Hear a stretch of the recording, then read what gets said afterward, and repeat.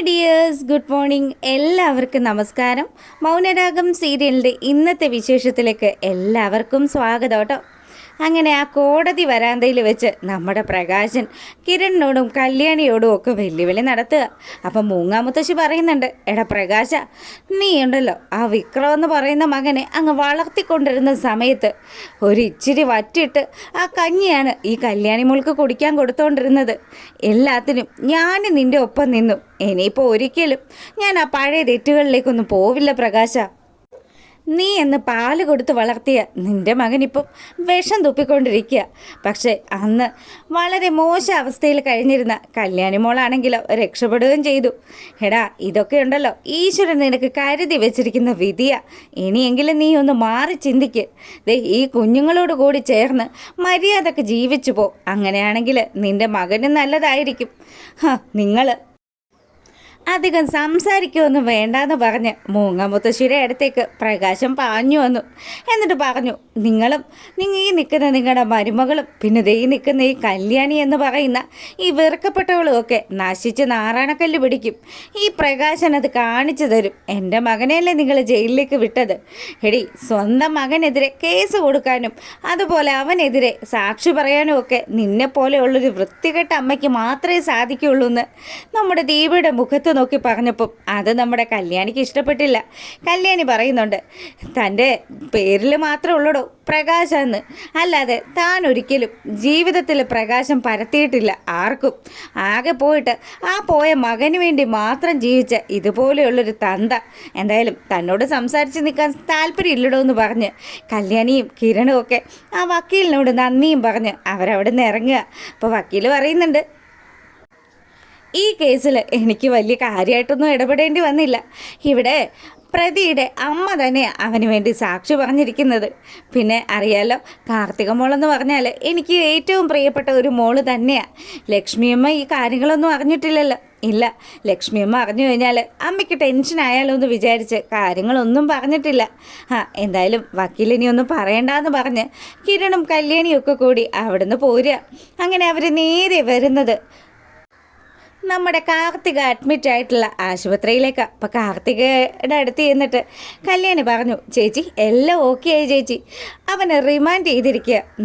അവൻ റിമാൻഡിലാണെങ്കിലും നമ്മൾ പുറത്തുള്ള ഒരു ശത്രുവിനെ എപ്പോഴും കരുതിയിരിക്കണം. പിന്നെ അറിയാലോ, ഗംഗാപ്രസാദ് 1-2 തവണയൊന്നും അല്ല മോളെ ജയിലിൽ ചാടിയിരിക്കുന്നത്.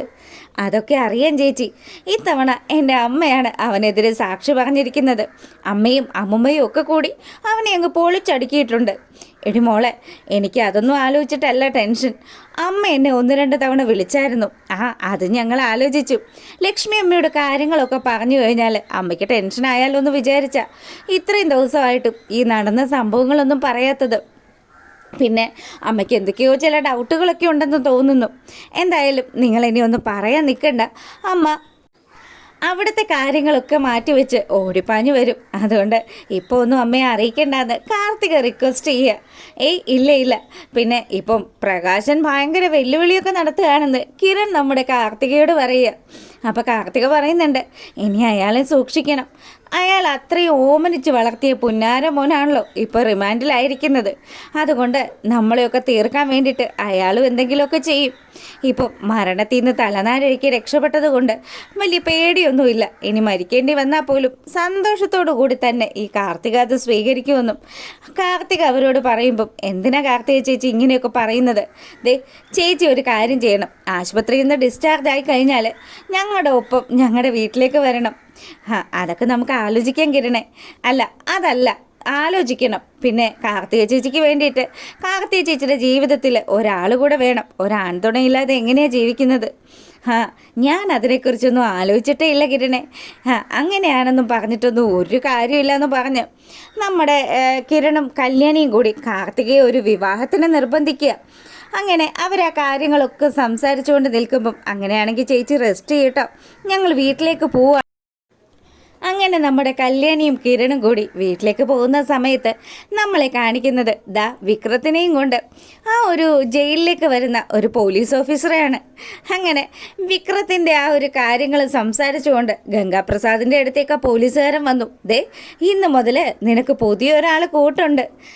ഇവനാണ്, ഇവനും നീയൊക്കെ ഒരേ റാങ്കിലുള്ള ആൾക്കാർ തന്നെയാണെന്ന് പറഞ്ഞ് ആ പോലീസുകാരൻ സെല്ല് തുറന്നിട്ട് നമ്മുടെ വിക്രത്തിനെ അതിനകത്തോട്ടാക്കുമ്പോഴാണ് ഗംഗാപ്രസാദ് ഞെട്ടുന്നത്. എടാ വിക്രം, നീയാണോ? ആഹാ, അപ്പം നിങ്ങൾക്ക് രണ്ടുപേർക്കും നല്ല പരിചയമുണ്ടല്ലോ. എന്താടാ രണ്ടും കൂടെ നല്ല പരിചയം തന്നെയാണോ എന്ന് പോലീസുകാരനൊന്ന് ചോദിച്ചു. അപ്പം വിക്രം പറയുന്നുണ്ട്, അറിയാം സാറേ, അത്രേ ഉള്ളൂ. ഇനി പരിചയം പുതുക്കിക്കോ, പ്രത്യേകിച്ച് പണിയൊന്നും ഇല്ലല്ലോ, 3 നേരം ഭക്ഷണവും കഴിച്ച് ഇവിടെ കിടന്ന് സംസാരിച്ചങ്ങ് തീർക്കാം. അങ്ങനെ അയാൾ അവിടുന്ന് പോയതും നമ്മുടെ വിക്രത്തിൻ്റെ അടുത്ത് വന്ന് ഗംഗാപ്രസാദ് കാര്യങ്ങളൊക്കെ അന്വേഷിച്ചു. എടാ, എന്താ സംഭവിച്ചത്? ഇനി എന്നെ പോലീസുകാർ തല്ലിച്ചതക്കാൻ ഒരിടം പോലും ബാക്കിയില്ല ഏട്ടാ. പിന്നെ ആകെയുള്ളൊരു സമാധാനവും ഏട്ടന് സന്തോഷം തരുന്ന ഒരു കാര്യമുണ്ട്. എന്താ സംഭവം? അതെ, ഞാനിപ്പോൾ ഇവിടെ എത്തിയിരിക്കുന്നത് ആ കാർത്തികയുണ്ടല്ലോ, അവളുടെ തലമണ്ട തല്ലി പൊളിച്ചതിൻ്റെ കേസിലാണ്. കാർത്തികയ്ക്കോ? എന്നിട്ട് അവൾക്ക് എന്തെങ്കിലും പറ്റിയോ? അവളിപ്പോൾ ആശുപത്രിയിലാണ് ഉള്ളത് ചേട്ടാ. അവള് തലനരയ്ക്കാൻ രക്ഷപ്പെട്ടത്. പിന്നെ അറിയാലോ, ഡിങ്കൻ്റെ കൂട്ട് കല്യാണിയും കിരണും കൂടി തക്ക സമയത്ത് അവിടെ എത്തി. ഞാൻ ഏകദേശം പാതിരാത്രിയായ സമയത്താണ് അവളുടെ വീട്ടിൽ കയറിയതും അവളുടെ തലക്കടിച്ചതും അവളുടെ വീട്ടിലുള്ള സ്വർണവും അതുപോലെ പണവും ഒക്കെ മോഷ്ടിക്കുകയൊക്കെ ചെയ്തത്. പിന്നെ അന്നേരം ആ കിരണും കല്യാണിയും ഒക്കെ കൂടി അവിടെ വന്നു. അല്ലായിരുന്നെങ്കിലുണ്ടല്ലോ അവൾ രക്തം വാർന്ന് മരിച്ചു പോയേനെ. ആ ഒരു വാർത്ത കേട്ടിരുന്നെങ്കിൽ എനിക്ക് എത്രമാത്രം സന്തോഷമായേനെ. എൻ്റെ ഏട്ടാ, എനിക്കെതിരെ കേസ് കൊടുത്തത് ആരൊക്കെയാണെന്നറിയോ? എൻ്റെ അമ്മയും അമ്മമ്മയും ഒക്കെ ചേർന്ന് അവരെല്ലാവരും കൂടി എനിക്കെതിരെ സാക്ഷി പറയുകയും ചെയ്തു. ഇനി മിക്കവാറും ഈ ജയിലിൽ നിന്നൊരു തിരിച്ചുപോകലുണ്ടാവുമെന്ന് തോന്നുന്നില്ല. നീ സമാധാനിക്കടാ. അവരെയൊക്കെ തീർക്കാൻ വേണ്ടിയിട്ട് നമ്മൾ ഇവിടുന്ന് പുറത്തിറങ്ങിയല്ലേ പറ്റുള്ളൂ. ആകെയുള്ളൊരു സമാധാനം ഗംഗേട്ടൻ ഇവിടെ ഉണ്ടല്ലോ എന്നുള്ളതാണ്. പിന്നെ നമുക്ക് ഏറ്റവും അധികം പകരം ചോദിക്കേണ്ടത് ആ കിരണിനോടും കല്യാണിയോടും ഒക്കെ തന്നെയാണ്. അവരാണല്ലോ നമ്മളെയൊക്കെ ഇങ്ങനെ ചതിച്ചത്. അന്ന് ഗംഗേട്ടനുണ്ടല്ലോ, അവനെ രക്ഷിക്കാൻ ശ്രമിച്ച നേരത്ത് അവൻ്റെ തലമണ്ട തല്ലിപ്പൊളിച്ച് അവനെ അങ്ങനെയെങ്കിലും ഒന്ന് കൊന്നിരുന്നെങ്കിൽ ഇപ്പം ഈ വിഷയങ്ങളെ ഉണ്ടാവില്ലായിരുന്നു എന്ന് വിക്രം ഗംഗാപ്രസാദിനോട് പറയുക. അങ്ങനെ അവന്മാർ രണ്ടുപേരും കൂടി ഈ കാര്യങ്ങളൊക്കെ സംസാരിച്ചുകൊണ്ട് നിൽക്കുമ്പം വഴിയരികിൽ വെച്ച് നമ്മുടെ ബാലൻ പ്രകാശനെ കാണുക. എടാ പ്രകാശ, നിക്കട അവിടെ എന്ന് പറഞ്ഞ് ബാലൻ പ്രകാശൻ്റെ അടുത്തേക്ക് ചെന്നതും, നിങ്ങളായിരുന്നു അണ്ണ. എന്താ പറയാനാ? അല്ല, നീ ഇപ്പം എവിടെ പോയിട്ട് വരിക? എൻ്റെ കാര്യമൊക്കെ നിങ്ങൾ അറിഞ്ഞു കാണുമല്ലോ. എൻ്റെ മകൻ ജയിലിലായ വിവരങ്ങളൊക്കെ നിങ്ങൾ അറിഞ്ഞിട്ടില്ലേ എന്ന് പ്രകാശൻ ചോദിച്ചു. അതൊക്കെ ഞാൻ അറിഞ്ഞായിരുന്നു. എന്നാലും എന്ത് ചെറുക്കനാടാ അവൻ. നീ ഓമനിച്ച് വളർത്തിയിട്ട് അവൻ ഇങ്ങനെ വഷളായി പോയല്ലോ പ്രകാശ. അതെ, എൻ്റെ മകനെ കുറ്റം പറഞ്ഞാൽ എനിക്കത് പിടിക്കില്ല. അതുകൊണ്ട് തന്നെയാണ് നിങ്ങളെ കണ്ട പാടെ തന്നെ ഞാനങ്ങ് തിരിഞ്ഞു നടന്നത്. പിന്നെ നീ എന്തൊക്കെ കാണിച്ചു കൂട്ടിയാലും നിൻ്റെ മകൻ ക്രിമിനലാണെന്നുള്ള കാര്യത്തിൽ ഒരു സംശയമില്ല. നാട്ടുകാരുടെയൊക്കെ തലമണ്ട തല്ലി പൊളിക്കുന്ന അവൻ ജയിലിൽ കിടക്കുന്നത് തന്നെയാടാ നല്ലത്. അണ്ണ, നിങ്ങൾ ഒരുമാതിരി വർത്തമാനം പറയല്ലേ. എൻ്റെ മകൻ അങ്ങനെ ജയിലിൽ പോവുകയാണെങ്കിൽ ഉറപ്പായിട്ടും ഇതിനൊക്കെ കാരണക്കാരിയായിട്ടുള്ള ഒരു ഇവിടെ ഉണ്ടല്ലോ, ആ കല്യാണി എന്ന് പറയുന്നവൾ. നിങ്ങളുടെ ഓമനപുത്രിയാണല്ലോ അവള്.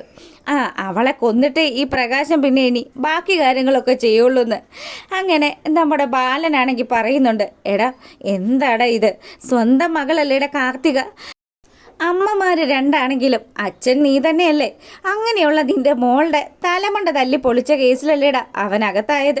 എന്നിട്ടും നിനക്ക് അല്പം പോലും മനസാക്ഷി കുത്തില്ലല്ലോ. സമ്മതിക്കണം പ്രകാശ, നിന്നെ പോലെ നിനക്ക് മാത്രമേ പറ്റുള്ളൂ എന്ന് ബാലൻ പറഞ്ഞതും തന്നോട് സംസാരിച്ച് നിൽക്കാൻ എനിക്ക് നേരെയില്ലടോ. അവളോടും അവനോടും ഒക്കെ ചെന്ന് പറയും ഞാൻ അവരെ കൊല്ലാൻ പോവാന്ന്. തന്നെ കൊണ്ടൊക്കെ അതേ പറ്റുള്ളൂ എന്ന് പറഞ്ഞ് പ്രകാശൻ അവിടെ നിന്ന് അങ്ങ് പോവുക.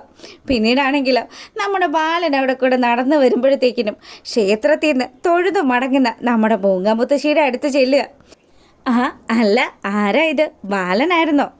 എടാ ബാല, നിന്നെ കണ്ടിട്ട് കുറേ കാലമായല്ലോ. ഞാനും എന്തായാലും ഇന്ന് കിരൺ സാറിനെയോ കല്യാണി മോളെയൊക്കെ കാണാമെന്ന് വിചാരിച്ചിരിക്കുമായിരുന്നു. എന്താടാ, എന്ത് പറ്റിയെന്ന് മൂങ്ങ ചോദിച്ചു. അപ്പം തന്നെ ബാലൻ പറഞ്ഞു, ഞാനേ വരുന്ന വഴിക്ക് പ്രകാശനെ കണ്ടായിരുന്നു.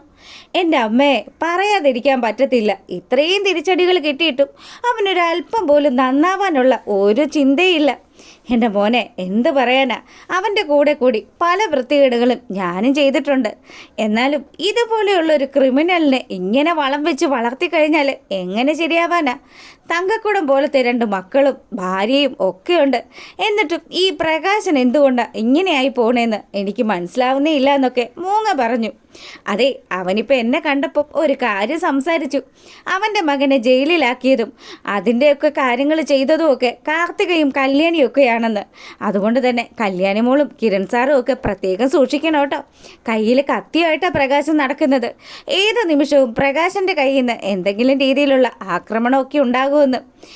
അങ്ങനെയാണെങ്കിലുണ്ടല്ലോ അവനെ ഞാനങ്ങ് കൊല്ലും. അല്ലടാ, അവനിപ്പോൾ എവിടെയാണ് താമസിക്കുന്നതെന്ന് മൂങ്ങമുത്തശ്ശി ചോദിച്ചു. അവനിപ്പോൾ താമസിക്കുന്നത് മട്ടക്കുഴിയിലുള്ള ഒരു വീട്ടിലാണ്, ആ ഗൾഫുകാരൻ്റെ വീട്ടിൽ. അങ്ങനെയാണെങ്കിൽ അവിടെ പോകുന്നതിന് മുന്നേ എനിക്ക് ആദ്യം പോകാനുള്ളത് ജയിലിൽ കിടക്കുന്ന വിക്രത്തിനെ കാണാനാ. അവനായിരിക്കുമല്ലോ ഈ പ്രകാശന് ഇത് മുഴുവനും പറഞ്ഞു കൊടുക്കുന്നത്. അങ്ങനെ നമ്മുടെ മൂങ്ങ മുത്തശ്ശി വിക്രത്തെ പോയി കാണുക. വിക്രമാണെങ്കിൽ മൂങ്ങയെ കണ്ടപാടെ തന്നെ ചോദിച്ചു, എന്താ തള്ളേ, നിങ്ങൾക്ക് ഭയങ്കര ദേഷ്യമാണല്ലോ. അതേടാ, നിൻ്റെ മുഖത്ത് നോക്കി ചിരിക്കാൻ പറ്റില്ലല്ലോ, ആ രീതിയിലുള്ള ഒരു കാര്യം നീ ചെയ്തു വെച്ചിട്ടില്ലല്ലോ എന്ന് മൂങ്ങ ചോദിച്ചു. അപ്പം തന്നെ വിക്രം പറഞ്ഞു, പെൺപിള്ളേരുടെ കഥയും പറഞ്ഞ് അവരുടെയൊക്കെ സഹായം പറ്റി ജീവിക്കുന്ന നിങ്ങളോട് നീ എന്ത് സംസാരിക്കാനാ? നിന്നെപ്പോലെയുള്ള ഒരുത്തൻ എന്നോട് സംസാരിക്കേണ്ട ഒരാവശ്യമില്ല. ഇപ്പം നീ പുറത്തുണ്ടായിരുന്നെങ്കിൽ നിന്നെ ഞാൻ വെട്ടിക്കൊന്നേനെന്ന് മൂങ്ങമുത്തശ്ശി പറഞ്ഞു.